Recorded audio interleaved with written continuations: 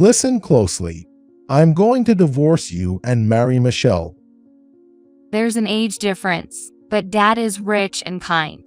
I'll be happy, so please divorce him for my sake. Are you listening? I had suspected something before, but it seems that my husband Thomas and her daughter Michelle were indeed romantically involved. Marry Michelle. I don't understand what you mean. We've been dating for a long time. I love Michelle. Thomas revealed his relationship with Michelle without any remorse, even appearing proud of it. If I have to choose between two people with the same face, one an older woman and the other a young lady, of course I choose the younger. She looks like you, so it's fine, isn't it? It turns out their relationship has been going on for nearly 20 years. It's unbelievable, but it means they've been deceiving me for all these years.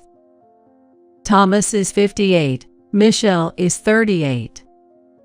Despite the significant age difference, it seems to make no difference to them.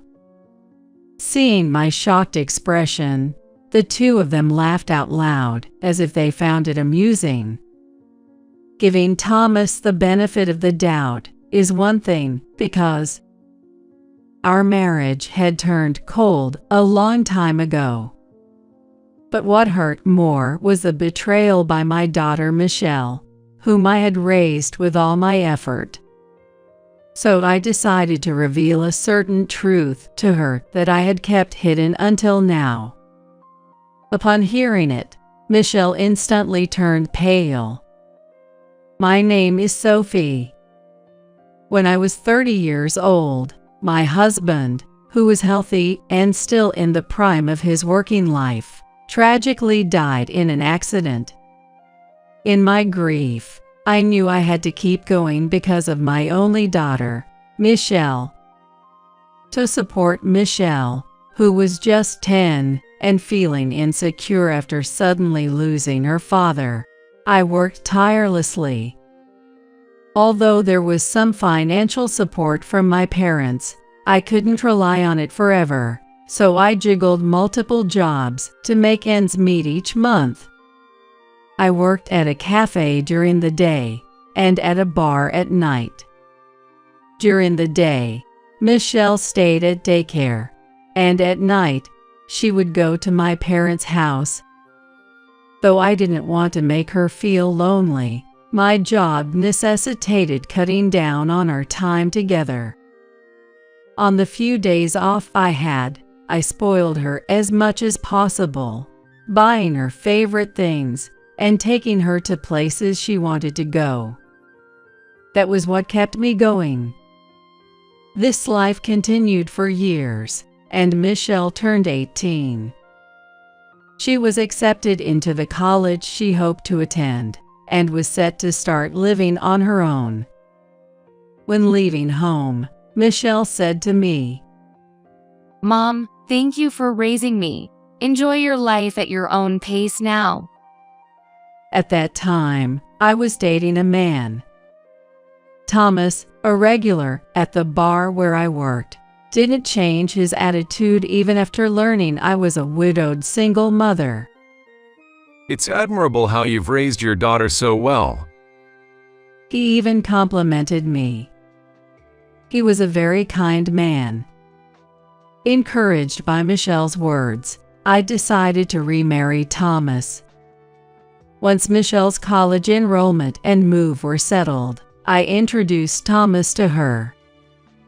Nice to meet you. I'm Michelle, her daughter. Nice to meet you, Michelle. Well, you look just like your mom, and you're beautiful too. Thomas was surprised by how much Michelle and I resembled each other. Indeed, Michelle had grown to look just like I did when I was younger. I hope you two will have a happy marriage life. Michelle greeted him politely. Despite making her feel lonely all these years, she now wished for my happiness. I was filled with joy to see her grow into such a kind-hearted person. 20 years have passed since then. Thomas has successfully climbed the corporate ladder and now sits in an executive position. After graduating college, Michelle worked for a major apparel company. And I, having gotten married, quit my night job and now only work during the day. With parenting somewhat behind me, my life might seem smooth sailing. But now, my marriage to Thomas has completely cooled off. Looking back, I think Thomas's attitude started changing right after we got married. He used to be such a kind and cheerful person when we were dating, but after we got married, he often ignored me saying, "I'm tired," when I tried to talk to him. As he climbed the corporate ladder and took on more responsibilities, Thomas started working overtime and on weekends more often, reducing our time together as a couple. Strangely though, while he was cold to me, whenever daughter Michelle, who lived on her own, came to visit, Thomas would welcome her warmly. No way, Dad is really being weird. Really? Because back then, Today, too, in front of me, they were talking about something I couldn't understand. The way he acted so differently with me made me feel alienated. Normally, it would be wonderful that Michelle and Thomas got along so well. But their overly close behavior made me suspicious. He hardly ever talks to me usually. Am I jealous of Michelle? To anyone, the closeness between Thomas and Michelle seemed odd. And my premonition would prove correct. Hey Sophie, are things going well with Thomas? When I visited my parents' home after a long time, my mother asked me with a complex expression. I had never discussed my marital discord with Thomas with her. I didn't want to worry her unnecessarily. What's up all of a sudden? I was torn about staying silent, but actually, my mother seemed resolved as she began to reveal a certain truth to me. Despite being nearly 80, my mother was still physically strong and often enjoyed going out to the city on her own. Yesterday, she had taken the train to a town a bit far away to shop.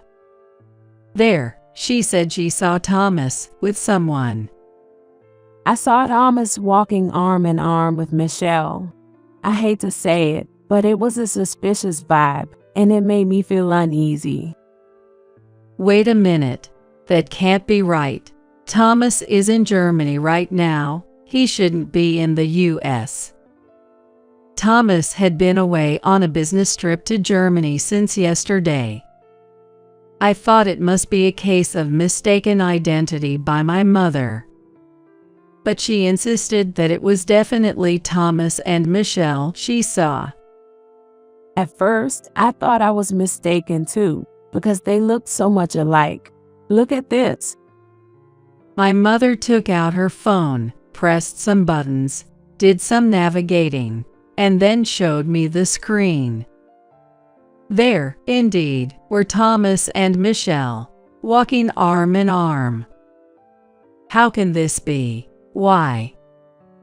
Oh my, I knew it wasn't a mistake. What could this mean? Why was Thomas, who was supposed to be on a business trip in Germany, walking so intimately arm in arm with Michelle? On paper, the two are parent and child, but they share no blood relation. And in the photo, they looked more like lovers than parent and child. Could they be hiding something from me? No, that can't be. I couldn't bear the thought, but it sent shivers down my spine. I had to find out for sure, so I immediately called Thomas. After several rings, a disgruntled Thomas answered. What's the rush? I'm still outside. If it's not urgent, let's talk later. Hey, where are you now? You're on a business trip, right? Of course. I just arrived at the airport in destination. However, listening closely, it didn't seem like Germany at all. The conversation and announcements I unexpectedly heard were all in English. Hey, I just heard English. Are you really in Germany? Well, that was a colleague's voice. Others are here on the trip too. We're about to go through customs. I'm busy, so I'm hanging up.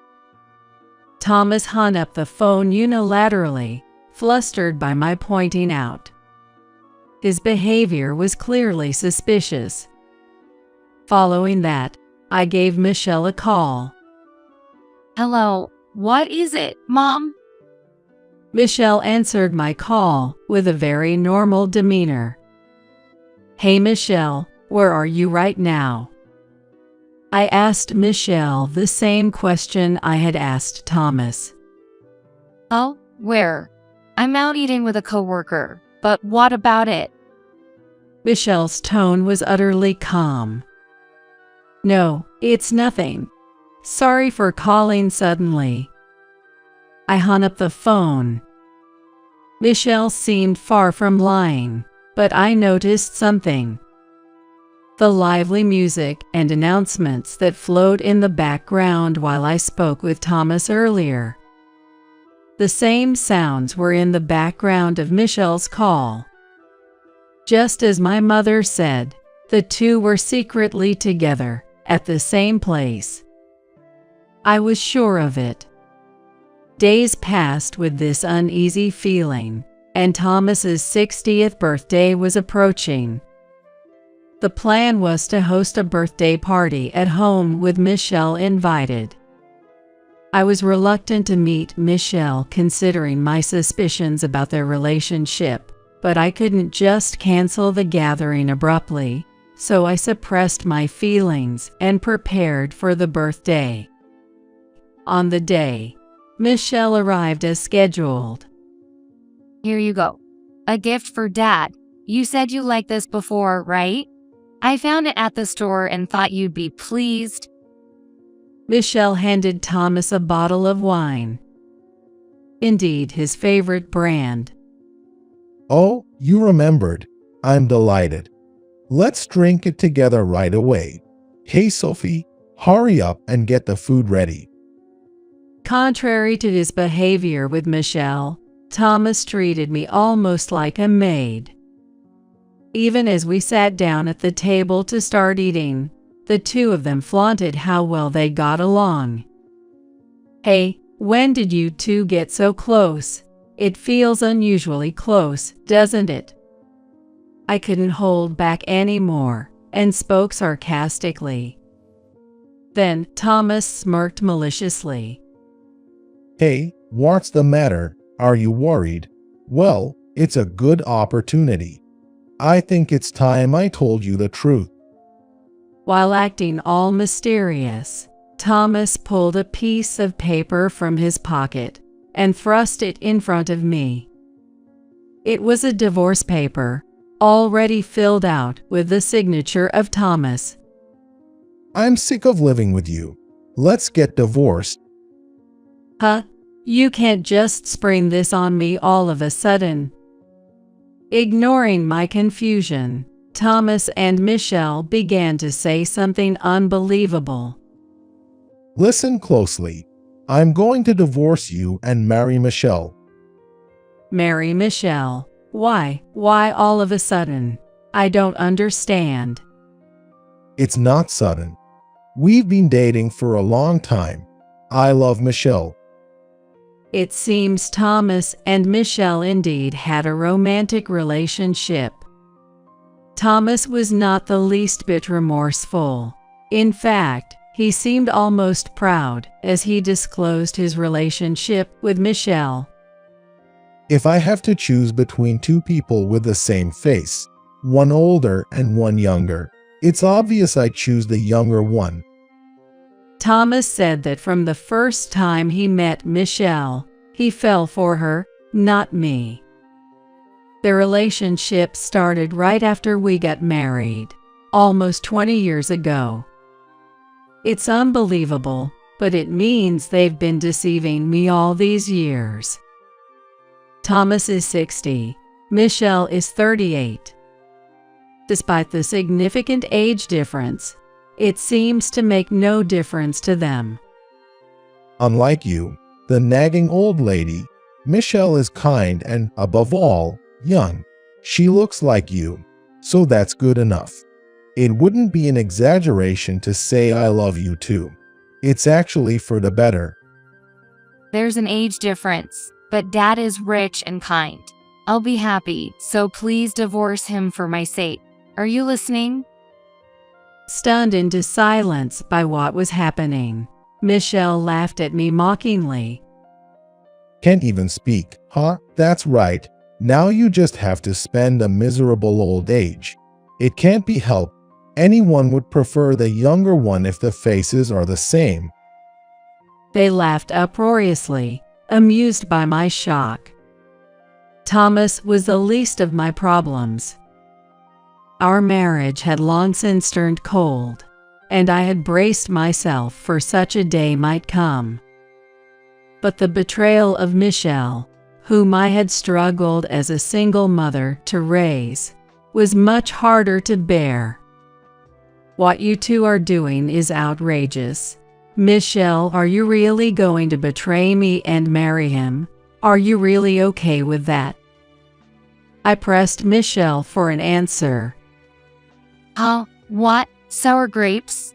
Sorry for taking your husband, Mom. Michelle showed no remorse in response to my question. It seemed this was not just a momentary lapse. That's enough. Realizing that nothing I said would matter, I quietly accepted the divorce papers, signed them without a word, and handed them back to Thomas.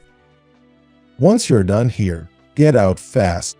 This place is for Michelle and me now. You're no longer needed, old lady. Thomas's words coldly pushed me out as I held back tears, gathering my things and leaving the familiar apartment. Why do I have to go through this? It was hard, but there was nothing I could do about them.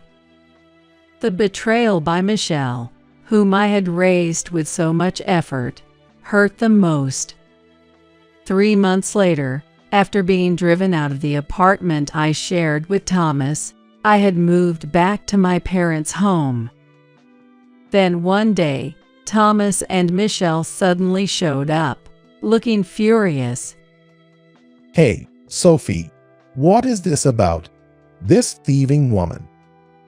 Thomas yelled at me the moment he saw me. I had a hunch about why Thomas was so upset, but I decided to feign ignorance. What do you want? You and I are strangers now, aren't we? It's rude to just show up like this. You stole my money. You are the only one who could have. Where did you put my savings? Thomas ignored what I said and accused me of being a thief. Coming here suddenly and calling me a thief. Isn't that rude? The rent and utility bills have stopped being paid, and we've been getting collection notices. I'm asking where you put my money. In fact, I had been paying the rent and utilities for the apartment Thomas had lived in with the money I earned from my work. Thomas had always been reckless with money, spending his salary as soon as he got it. Ideally, he should have lived within his income, but he was spending beyond his means, so his salary was never enough to cover our expenses. I had criticized him for this, but Thomas never really listened to me seriously. He had been involved with Michelle since we were married. He probably never really wanted to listen to what I had to say, finding it annoying. He had left all the financial management to me, so he had no idea how much savings he actually had. During the divorce, Thomas, thinking he had enough income, paid me a substantial amount of alimony, but that left him with practically no savings. Despite this, he probably continued his wasteful spending after the divorce. Eventually, his meager savings ran out, and by the time he realized, his account balance was zero. What misunderstanding do you have? It's impossible for me to steal money. The only reason you have no money is simply because you kept spending without checking your balance. That can't be. I'm a company executive. You must have been embezzling my salary. Give me back my money, you thief. Thomas continued to shout loudly, refusing to accept my argument and insisting I had stolen his money. Mom must be jealous of our relationship and stole the money to spite us. Just give it back quietly now while there's still time. Michelle joined in, screaming at me and calling me a thief. Their voices were so loud that the neighbors could hear them. But that was their mistake. Our family has been in this neighborhood for decades, and the neighbors are all close. They are so familiar with each other that they notice any unusual disturbance, and it seems one of the neighbors finally called the police. From a distance, I could hear the sound of a police car siren.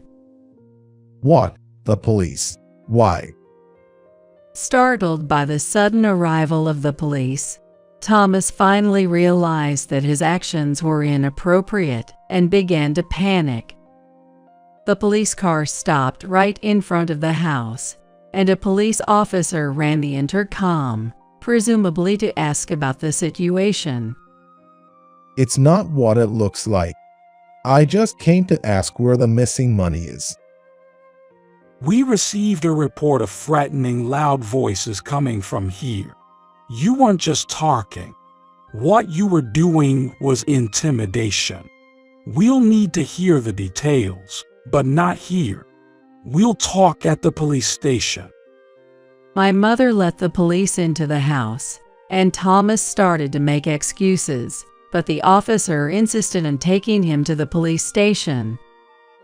Cruelly, Michelle tried to escape alone through a window to the backyard, but was spotted by a police officer and ended up being caught. I just came to see my mother. Why do I have to be arrested? Mom, help me quickly. I'm your daughter. Michelle screamed at me. As she said, is she your daughter? The police officer asked, clearly puzzled, but I shook my head to deny her words. No, she's not my daughter. She's my niece. And now she's just a stranger who broke into the house and caused a ruckus. Please take her away without any doubt. At my words, Michelle's face turned to shock. Wait, what? Mom, not your daughter. A niece? What does that mean? Mom? I had never intended to reveal the truth to Michelle. It was a secret I had hoped to take to the grave, but I could no longer show any restraint towards Michelle, who hurt others with her selfish actions. The truth is, Michelle was not my child, but the child of my biological twin sister, Nancy. Nancy had rebelled against our parents in her student days, running away from home with a man she met in town. After giving birth to a child, Nancy was abandoned by the man and returned home, but our parents refused to take her back, declaring, "You are disowned." Nancy considered placing the child in an orphanage, but I, already married and unable to have children, felt pity for Michelle and decided to adopt her. Michelle and I, being aunt and niece, naturally resemble each other. Against my parents' wishes, I decided to raise Michelle in place of Nancy. Why did you keep this a secret all this time? Help me, Mom. As Michelle was being pushed into the police car, she continued to scream at me, but I ignored her cries and watched as the two were taken away. After being severely reprimanded by the police for causing a disturbance, they were briefly detained for questioning before finally being released. Michelle was visibly shocked to learn that I was not her real mother. I revealed all the hidden truths to the released Michelle. Her real mother had abandoned her and disappeared. I explained that even I didn't know who her father was. Michelle hung her head in dejection. Hey, it's not true, right? That I have another mother. Yes, it's true. I've always cared for you as if you were my own daughter. But maybe I spoiled you too much. Beside Michelle, Thomas also looked down guiltily. The police had pointed out that the disappearance of the savings was not due to my embezzlement, but because he had spent carelessly without checking his balance. I apologize for everything up to now. So, could you lend us even a little money? We were married after all. Please, I may not be your daughter, but we are still blood-related family, right? Is it okay to just let your family suffer? Despite their previous actions, they started begging for money again, but both my parents and I expelled them from the house. Never appear before us again. You are nothing to us, not family or anything. Rejected harshly by us, they then tried to borrow money from Thomas's parents and friends. However, Thomas's reputation as a man who had betrayed his wife and had an affair with her daughter spread, and no one was willing to lend them money. Finally realizing they had to live within their means, they began to live in a small apartment. But then, a woman in her 60s wearing too young makeup and an age-inappropriate miniskirt suddenly visited Michelle. This woman, who had abandoned Michelle and been out of contact for years, was Nancy, my twin sister. Michelle, you've grown up to be a fine adult. I'm your mom. I'm in trouble because I have no money. Take care of me. Startled by the sudden appearance of this unknown woman, Michelle and Thomas tried to send Nancy away. Your real mother is in trouble. You're my daughter. You should help me. But Nancy forcibly entered the apartment. After being disowned by our parents, Nancy never settled into a steady job, instead moving from one worthless man to another, and now she's drowning in debt. She came to the apartment because I and our parents had previously told Nancy where her daughter Michelle was living. Recently, desperate for money, Nancy had visited our elderly parents for the first time in decades to ask for money. That's when I suggested, why don't you ask your real daughter? And gave her Michelle and Thomas's apartment address. What's the deal? You abandoned me and now you show up claiming to be my mother. Get out! I'm not leaving. I'm your real mother, so it's only natural that you should support me, right? They began yelling and arguing. Despite Michelle's resistance, Nancy forcibly settled into the apartment where Michelle and Thomas were living. Thomas ended up using most of his retirement savings to pay off debts, and now he had to support Nancy as well. After retiring, Thomas had to work part-time at construction sites and security companies to make ends meet, pushing his aging body toward income. Michelle also reluctantly started working at night, but all her earnings were taken by Nancy. The money they earned from their jobs was taken by Nancy.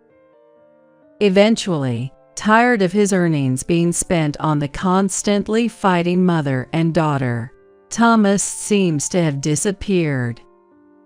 Michelle, left behind, is forced to live with her mother Nancy. It's likely Michelle will continue to be exploited by her mother. While I feel sorry for her, I've come to think that this is perhaps for the best. Meanwhile, I've recently met a man through a hobby who lost his wife several years ago and now lives alone. We haven't decided whether to formalize our relationship, but we enjoy a good relationship, visiting each other's homes and spending time freely. He is an excellent cook and often makes my favorite dish, hamburgers. It's been a long time since I've felt this fulfilled. When I'm with him, time seems to flow gently, and I find myself naturally smiling. Perhaps this simple life is the happiest. As I enjoy these peaceful days, I plan to keep moving forward, one step at a time.